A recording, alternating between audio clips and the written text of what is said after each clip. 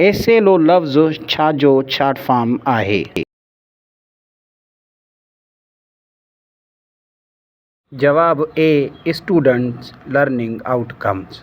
Student learning outcomes या एसेलो वज़ाहत करे थो त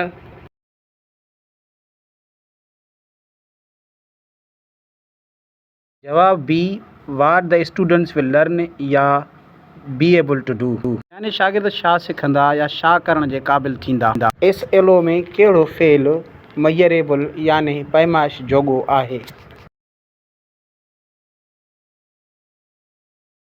जवाब एक्सप्लेन या वज़ाहत करण वारो फेल मयरेबल आहे, बाक़ी टे फेल मयरेबल कोन आहिनि। छो त ॼाणणु, सम्झणु या महसूसु करणु अहिड़ा टे फेल आहिनि जेके असां पैमाइश करे नथा सघूं।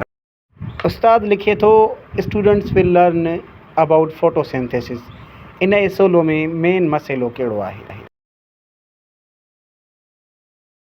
जवाब सी इट्स नॉट मयरेबल, छाकाणि त लर्न फेल सिखणु पैमाइश करे नथो सघिजे, छो त सिख्या मापे नाहे सघिबी।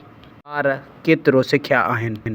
हिकु बहितरीनु लिखियल एसेलो जी बहितरीनु ख़ासियत कहिड़ी आहे?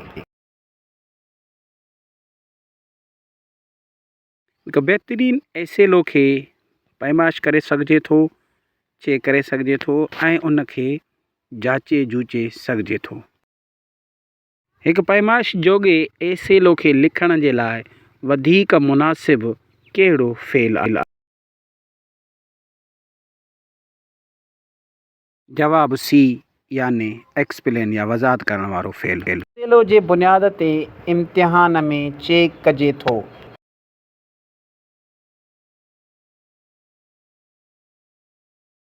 जवाब बी एसेलो बेस्ड असेसमेंट में शागिर्दनि जी अचीवमेंट्स या रिज़ल्ट खे चेक कयो वेंदो आहे।